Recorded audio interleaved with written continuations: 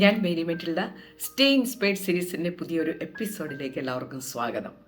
Self love, self improvement, ഇതിലൊക്കെ താല്പര്യമുള്ള ഒരാളാണോ നിങ്ങൾ? എനിക്ക് നല്ല താല്പര്യമുണ്ട്. അങ്ങനെ താല്പര്യമുള്ളവരുടെ ഒരു ദിവസമാണ് June 21, international yoga day, international music day. ഇത് സംയുക്തമായിട്ട് ആചരിക്കപ്പെടുന്ന ഒരു ദിവസമാണ്. ഭാരതം എന്ന് കേട്ടാൽ അഭിമാനപൂരിതമാകണം അന്തരംഗം. കേരളമെന്ന് കേട്ടാലോ തിളയ്ക്കണം ചോര നമുക്ക് ഞരമ്പുകളിൽ. ഈ പദ്യം നമ്മൾ പണ്ട് പഠിച്ചിട്ടുണ്ട്. യോഗ ഡേ എന്ന് കേൾക്കുമ്പോൾ നമ്മുടെ അന്തരംഗം ശരിക്കും അഭിമാനപൂരിതമാകണം. ഇൻ്റർനാഷണൽ യോഗ ഡേ ആരംഭിച്ചത് എങ്ങനെയാണെന്ന് ആലോചിക്കുമ്പോൾ തീർച്ചയായിട്ടും ആ അഭിമാനത്തിന് വലിയൊരു സ്കോപ്പുണ്ട്. 2014 സെപ്റ്റംബറിൽ ഒരു UN സമ്മേളനത്തിൽ വെച്ച് പ്രധാനമന്ത്രി മോദിജി സജസ്റ്റ് ചെയ്ത ഒന്നാണ് ഇൻ്റർനാഷണൽ യോഗ ഡേ. അതിനൊരു കാരണമുണ്ട്. പുരാതന ഭാരതത്തിലെ മഹർഷിമാർ പൂർണ്ണത വരുത്തിയ ഒരു ശാസ്ത്രമാണ് യോഗ. ആ സജഷൻ UN അംഗീകരിക്കുകയും അങ്ങനെ 2015 മുതൽ നമ്മൾ ഇൻ്റർനാഷണൽ യോഗ ഡേ ആചരിക്കാൻ തുടങ്ങി. അങ്ങനെ യോഗ വളരെ വളരെ പോപ്പുലറായി. യോഗ എന്ന് പറഞ്ഞാൽ കൂട്ടിയിണക്കൽ, യോജിപ്പിക്കൽ, നമ്മുടെ മനസ്സും ശരീരവും ആത്മാവും കൂട്ടിയിണക്കുന്ന ഒരു പരിശീലന പരിപാടിയാണ് യോഗ. ശരിക്കും പറഞ്ഞു കഴിഞ്ഞാൽ യോഗയിൽ സംഭവിക്കുന്നത് എന്താണെന്ന് അറിയാമോ? യോഗ നമ്മളെ തിന്മയിൽ നിന്ന് നന്മയിലേക്കും, നന്മയിൽ നിന്ന് ജീവിത വിശുദ്ധിയിലേക്കും, ജീവിത വിശുദ്ധിയിൽ നിന്ന് ദൈവാനുഭവത്തിലേക്കും എത്തിക്കുന്ന ഒരു പരിശീലന പരിപാടിയാണ്. സെൽഫ് ലവ് എന്ന് പറയുമ്പോൾ നമ്മൾ ആദ്യം ആലോചിക്കുന്നത് നമ്മുടെ ശരീരത്തെക്കുറിച്ചാണ്. ശരീരം എന്ന് പറഞ്ഞു കഴിഞ്ഞാൽ ഇത് വളരെ വളരെ അമൂല്യമാണ്. നമ്മളതേപ്പറ്റി പലപ്പോഴും ചിന്തിക്കാറില്ല. അമൂല്യമായ പല വസ്തുക്കളും സൂക്ഷിക്കുന്നത് പോലെ നമ്മൾ ശരീരത്തിന് ഒരു കെയർ കൊടുക്കാറില്ല. ഒരു കാര്യത്തോടെ നമുക്ക് സ്നേഹം തോന്നണമെങ്കിൽ അതിൻ്റെ ഒരു വാല്യൂ മനസ്സിലാക്കുക എന്നുള്ളത് വളരെ പ്രധാനപ്പെട്ടതാണ്. നമ്മൾ നമ്മുടെ ശരീരത്തെക്കുറിച്ച് ചിന്തിക്കണം.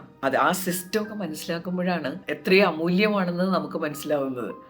മനസ്സ് അതിനേക്കാൾ അമൂല്യമാണ്.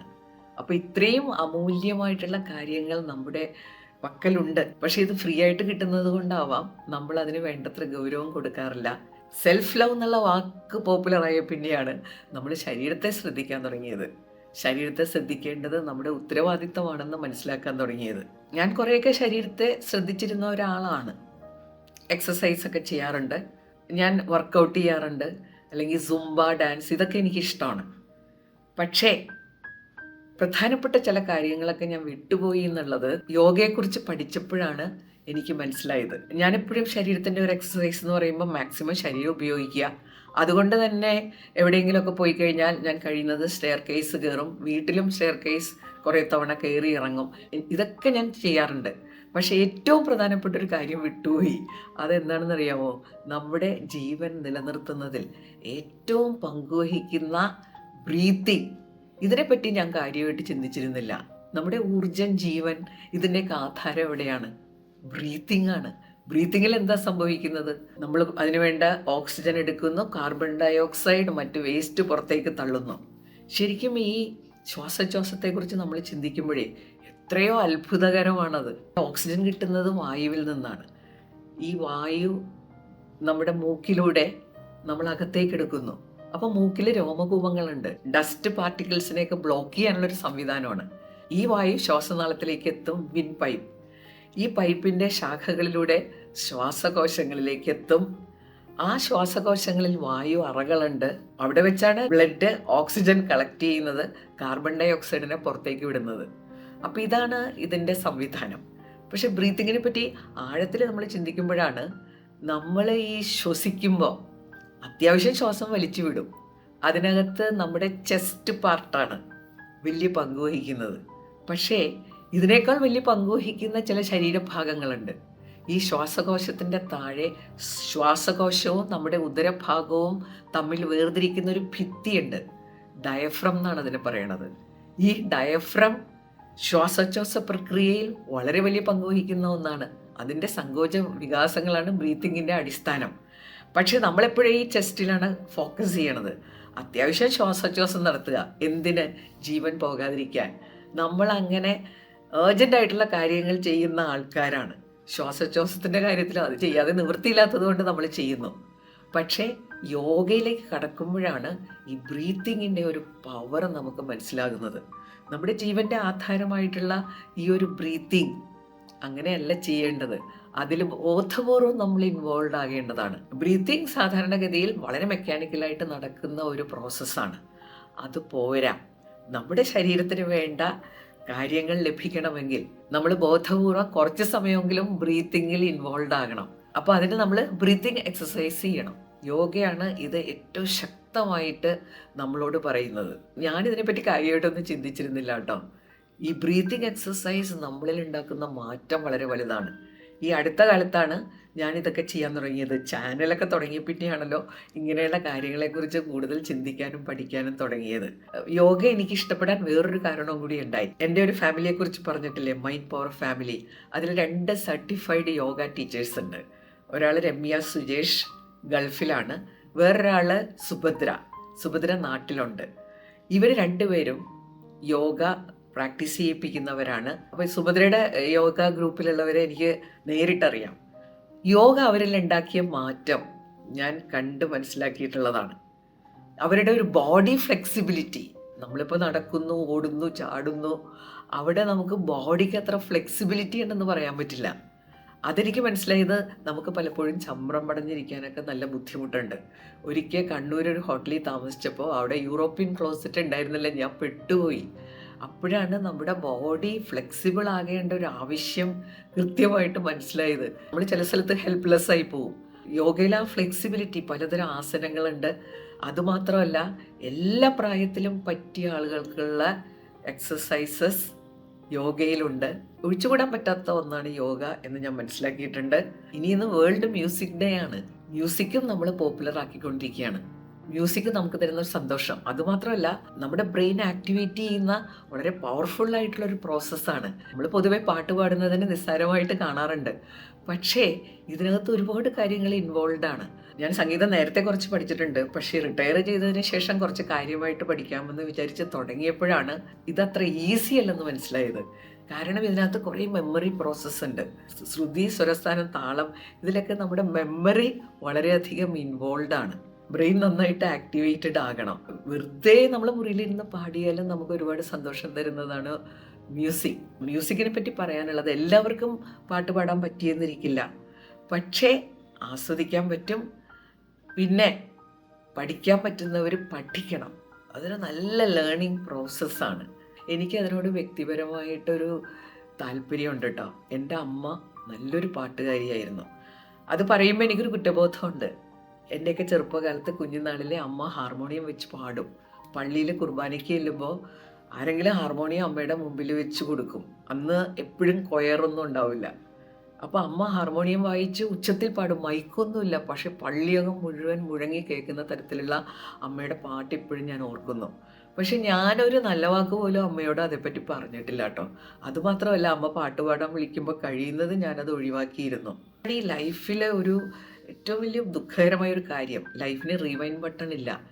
ഇപ്പം ഞാൻ ഒരുപാട് ആഗ്രഹിക്കുന്നുണ്ട് അമ്മയുടെ കൂടെ ഇരുന്നൊന്ന് പാടാൻ, അമ്മയോട് പാട്ടിനെക്കുറിച്ചൊന്ന് സംസാരിക്കാൻ. നടക്കില്ലല്ലോ.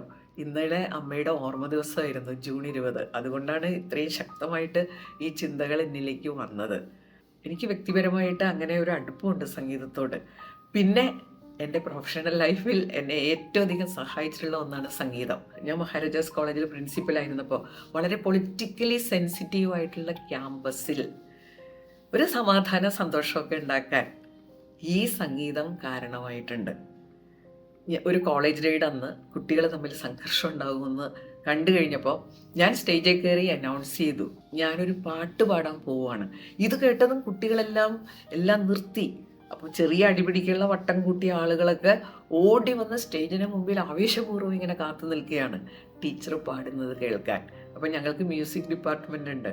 അപ്പോൾ അവിടെ നന്നായിട്ട് പാടുന്ന നിധിനും ഞാനുമായിട്ട് നല്ല അടുപ്പമാണ്. അപ്പോൾ ഞാനും നിധിനും കൂടി അന്നത്തെ പോപ്പുലറായിട്ടുള്ളൊരു പാട്ട് പാടി, മുത്തുച്ചിപ്പി പോലൊരു കത്തിനുള്ളിൽ വന്ന ആ ഒരു പാട്ട് ഞങ്ങൾ ചേർന്ന് പാടി. വളരെ സന്തോഷമായിട്ട് നമ്മളൊക്കെ അന്ന് പിരിഞ്ഞുപോയി. ഈ 2 കാര്യങ്ങളും നമ്മുടെ ജീവിതത്തിൻ്റെ ഭാഗമാക്കി മാറ്റിയാൽ ജീവിതം അടിപൊളിയാകും. അത് ഗ്യാരണ്ടീഡാണ്. മറക്കരുത്, ജീവിതം സെലിബ്രേറ്റ് ചെയ്യാനുള്ളതാണ്. ഈ യോഗയെക്കുറിച്ചും സംഗീതത്തെക്കുറിച്ചും നമുക്ക് മണിക്കൂറുകളോളം സംസാരിച്ചിരിക്കാൻ പറ്റും. അത് ജീവിതത്തിൽ ഉണ്ടാക്കുന്ന മാറ്റങ്ങളെക്കുറിച്ചൊക്കെ സ്വപ്നം കാണാൻ പറ്റും. കാരണം എന്താണെന്ന് വെച്ചാൽ ഇത് ബ്രെയിൻ ഒരുപാട് സപ്പോർട്ട് ചെയ്യുന്ന കാര്യമാണ്. എഫേർട്ടൊന്നും കാര്യമായിട്ട് വേണ്ടല്ലോ. നമ്മുടെ മെയിൻ ചലഞ്ച് എന്ന് പറഞ്ഞാൽ ഇതെങ്ങനെ പ്രാവർത്തികമാക്കും, എന്ത് ആക്ഷനാണ് നമുക്ക് വേണ്ടത്, ആക്ഷനിലേക്ക് കടക്കാനാണ് നമുക്ക് ബുദ്ധിമുട്ട്. അതിലെ ഏറ്റവും വലിയ ബ്ലോക്ക് എന്ന് പറഞ്ഞാൽ തുടങ്ങുക എന്നുള്ളതാണ്. അപ്പോൾ നമ്മൾ ഈ ദിവസം വളരെ സീരിയസ് ആയിട്ട് തന്നെ ഇതിനെക്കുറിച്ച് ചിന്തിച്ചു. ഇത് ജീവിതത്തിന്റെ ഭാഗമാക്കാൻ തീരുമാനിച്ചവർക്ക്, ഇതുവരെ അത് തുടങ്ങാത്തവരുണ്ടാവും, തുടങ്ങിയിട്ടുള്ളവരുണ്ടാവും, ഇടയ്ക്ക് വെച്ച് നിർത്തിയവരുണ്ടാവും. ഇനി ഇത് നമ്മൾ മുറുകെ പിടിച്ചുകൊണ്ട് തന്നെ മുന്നോട്ട് പോകണം. യോഗയിൽ ഏറ്റവും പ്രധാനമായിട്ടും പ്രാരംഭമായിട്ടും നമ്മൾ ചെയ്യേണ്ട ഒരു കാര്യമാണ് ബ്രീത്തിങ് എക്സസൈസ്. നമ്മൾ നേരത്തെ പറഞ്ഞ പോലെ നമ്മുടെ ആ ശ്വസന പ്രക്രിയയിൽ നമ്മൾ ഇൻവോൾവ് ആകണം. അങ്ങനെ ഇൻവോൾവ് ആകുമ്പോൾ നമ്മുടെ അറ്റൻഷൻ സ്പാൻ നന്നായിട്ട് കൂടും. പിന്നെ നമ്മുടെ ശരീരത്തിന് വേണ്ട എനർജി, നമ്മുടെ ശരീരത്തിന് വേണ്ട ഓക്സിജൻ, ഇതെല്ലാം നമ്മുടെ ജീവിതത്തിൽ വലിയ മാറ്റങ്ങൾ വരുത്തും. നമുക്ക് ചില ബ്രീത്തിങ് എക്സസൈസ് അത് നമ്മുടെ ഭാഗമാക്കണം.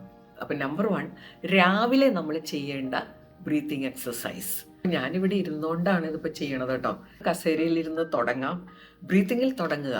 പിന്നെ ശരീരത്തിൻ്റെ ഓരോ ഭാഗത്തിനും വേണ്ട ആസനങ്ങളിലേക്ക് നമുക്ക് പോകാം. രാവിലെ 1 മണിക്കൂർ നമ്മൾ നമുക്കായിട്ട് മാറ്റി വെക്കുക എന്നുള്ളത് ഇതുവരെ ചെയ്തിട്ടില്ലെങ്കിൽ ചെയ്യണം. രാവിലെ എഴുന്നേറ്റ് നമ്മുടെ മുഖമൊക്കെ കഴുകി ഒരു ഗ്ലാസ് വെള്ളം കുടിച്ച് ആദ്യം ചെയ്യേണ്ട ഒരു കാര്യമാണ് ബ്രീത്തിങ് എക്സസൈസ്. അതിന് നല്ല കാറ്റും വെളിച്ചമൊക്കെ ഉള്ള വലിയ ഡിസ്റ്റർബൻസ് ഇല്ലാത്തൊരു മുറിയിലിരുന്ന് ഇത് ചെയ്യാം. നമ്മൾ എഴുന്നേൽക്കുന്ന സമയമൊക്കെ ഓരോരുത്തർ സെറ്റപ്പ് ചെയ്തിട്ടുണ്ടാവും.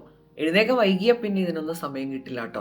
നമ്മൾ തീരുമാനിച്ചിരിക്കുന്ന സമയത്ത് തന്നെ എഴുന്നേൽക്കുക എന്നുള്ള പ്രാക്ടീസ്. രാവിലെ ചെയ്യേണ്ട ബ്രീത്തിങ് എക്സസൈസ് 3 ഘട്ടങ്ങളായിട്ട് ചെയ്യാം. ഈ തുടക്കം എന്ന് പറഞ്ഞു കഴിഞ്ഞാൽ നമ്മൾ സാധാരണ ശ്വാസോച്ഛ്വാസം ചെയ്യുക, പക്ഷേ ബോധപൂർവം ചെയ്യുക. Breathe in, breathe out, inhale, exhale. ഇതാണല്ലോ ഇതിനകത്ത് പ്രധാനപ്പെട്ട 2 കാര്യങ്ങൾ. ഇൻഹെയിൽ ചെയ്യുമ്പോഴാണ് നമ്മൾ വായു ഉള്ളിലേക്ക് വലിച്ചെടുത്ത് അതിലുള്ള ഓക്സിജൻ നമ്മുടെ ശരീരത്തിന് വേണ്ടി പ്രയോജനപ്പെടുന്നത്. എക്സെയിൽ ചെയ്യുമ്പോൾ ശരിക്കും നമ്മുടെ ശരീരത്തിലെ വേസ്റ്റാണ് നമ്മൾ പുറത്തേക്ക് തള്ളുന്നത്. അപ്പോൾ നമ്മൾ ഇൻഹെയിൽ ചെയ്യുമ്പോൾ നമ്മൾ എന്ത് മനസ്സിൽ വിചാരിക്കണമെന്നോ, I breathe in health and happiness. Breathe out ചെയ്യുമ്പോൾ നമ്മൾ എന്ത് വിചാരിക്കണം, നമ്മുടെ വേസ്റ്റൊക്കെ പുറത്തേക്ക് തള്ളണം. അപ്പോൾ കാർബൺ ഡൈ ഓക്സൈഡൊക്കെ പുറത്തേക്ക് പോകും. അതിൻ്റെ കൂടെ നമ്മുടെ ചില വേസ്റ്റ് ഇല്ലേ, നമ്മുടെ ടെൻഷൻ, ഇറിറ്റേഷൻ, ആങ്കർ, ഇതെല്ലാം ഐ ബ്രീത്ത് ഔട്ട്. ഇത് പല പ്രാവശ്യം ചെയ്യുക. ഇതാണ് ആദ്യത്തെ ഒരു ഘട്ടം.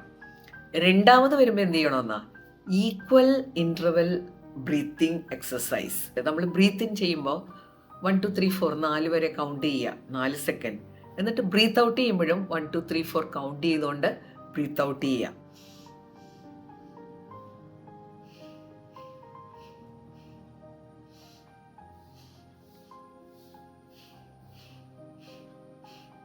എപ്പോഴും ചെയ്യുന്നത് മനസ്സിലുണ്ടാവണം കേട്ടോ. ബ്രീത്ത് ഇൻ ചെയ്യുന്നത് health and happiness, breathe out ചെയ്യുന്നത് ദേഷ്യം, സങ്കടം, ഇറിറ്റേഷൻ, ഇതെല്ലാം നമ്മൾ ബ്രീത്ത് ഔട്ട് ചെയ്യാണ്. അത് കഴിഞ്ഞിട്ട് മൂന്നാമത്തത് ഹമ്മിങ് ബ്രീത്തിങ് എക്സസൈസ്. നമ്മൾ വളരെ സിമ്പിളായിട്ട് മനസ്സിലാക്കാൻ വേണ്ടി അങ്ങനെ പറയുന്ന ഒരു പേരാണ് ഹമ്മിങ് ബ്രീത്തിങ് എക്സസൈസ്.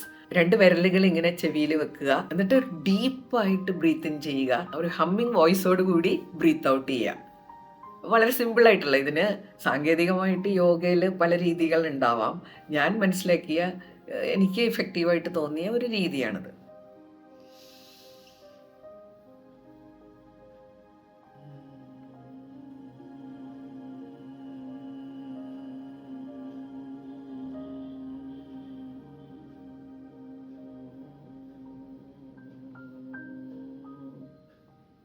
അപ്പോൾ നമ്മളൊരു 10 മിനിറ്റ് ഇത് റിപ്പീറ്റ് ചെയ്യാം, അതിനുവേണ്ടി മാറ്റി വെക്കുക.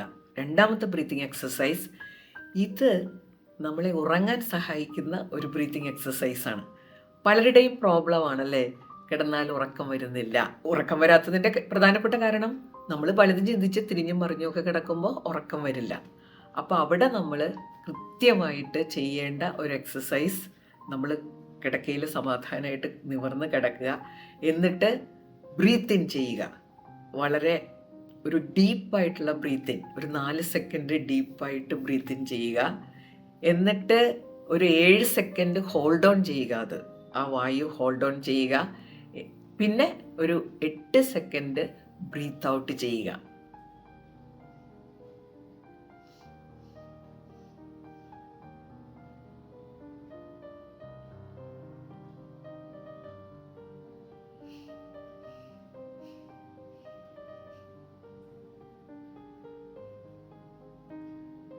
ആദ്യം ചെയ്യുമ്പോൾ ബുദ്ധിമുട്ടാണ് കേട്ടോ. ഇവിടെ നമ്മൾ എന്ത് ചെയ്യണമെന്നാ, കൗണ്ട് പതുക്കെ പതുക്കെ കൂട്ടിക്കൊണ്ട് വരാം.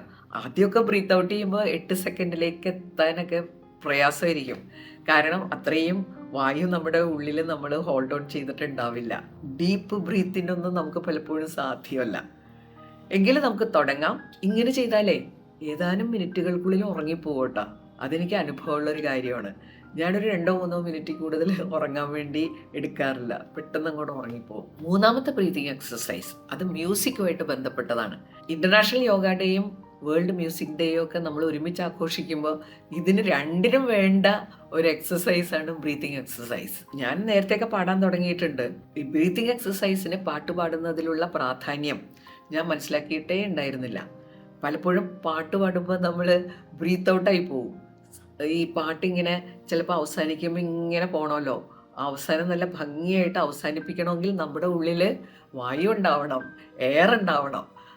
പിന്നീടാണ് എനിക്ക് മനസ്സിലായത്, ഞാനതിൽ ശ്രദ്ധിക്കാറേ ഇല്ല. പലപ്പോഴും നമ്മൾ ബ്രീത്ത് ഔട്ട്, നമ്മൾ ഓടി ഇങ്ങനെ ഓരോ സ്ഥലത്ത് ചെന്ന് നിന്ന് കഥയ്ക്കൂലേ, ഓക്സിജൻ്റെ അഭാവമാണ്. അതുപോലെ ഒരു അഭാവം പാടുമ്പോഴും ഉണ്ടാവാറുണ്ട്. അതുകൊണ്ട് പാട്ടിന് ക്വാളിറ്റിയും ഭംഗിയും ഒന്നും വരാറില്ല. അതുപോലെ നമ്മുടെ ശബ്ദം അത് പവർഫുള്ളാക്കാനും ബ്രീത്തിങ് എക്സസൈസ് സഹായിക്കും. ഡയഫ്രം ബെല്ലി പാർട്ട് സിംഗിങ്ങിന് വേണ്ട ബ്രീത്തിങ് എക്സസൈസിൽ വലിയ പങ്ക് വഹിക്കുന്ന ഒന്നാണ്. ഞാൻ സാധാരണ പാട്ട് പാടുമ്പോൾ ഈ ചെസ്റ്റ് മാത്രം ഉപയോഗിച്ചാണ് പാടാറുള്ളത്. ചെസ്റ്റിലെ വായു മാത്രം ഉപയോഗിക്കും. പക്ഷേ പിന്നീടാണ് മനസ്സിലായത്, നമ്മുടെ ആ ഡീപ്പ് ബ്രീത്തിങ്, ഡയഫ്രം ബെല്ലി പാർട്ടൊക്കെ ഉൾപ്പെടുത്തി നമ്മൾ നടത്തുന്ന ഒരു ബ്രീത്തിങ് ഇല്ലേ, അത് പാട്ടിനെ വളരെയധികം സഹായിക്കും. നമ്മൾ പാടുമ്പോൾ ഇടയ്ക്കിടയ്ക്കൊക്കെ എയർ ഫില്ല് ചെയ്തുകൊണ്ടിരിക്കണമെന്നാണ് പറയണത്. പാട്ട് പാടുന്നവർക്കും അല്ലാത്തവർക്കും നല്ലൊരു എക്സസൈസാണ് ഈ ബ്രീത്തിങ് എക്സസൈസ്. നമ്മളൊരു ഡീപ്പ് ബ്രീത്തിങ് നടത്തുക. ഡയഫ്രവും ബെല്ലിയും എല്ലാം കൂടി ഉൾപ്പെടുന്ന ഒരു ഡീപ്പ് ബ്രീത്തിങ്. എന്നിട്ട് ബ്രീത്ത് ഔട്ട് ചെയ്യുമ്പോൾ നമുക്കൊരു കാര്യം ചെയ്യാം. ഒരു ചെറിയ ശബ്ദം, ഈ ശബ്ദം ഉണ്ടാക്കി ബ്രീത്ത് ഔട്ട് ചെയ്യാം.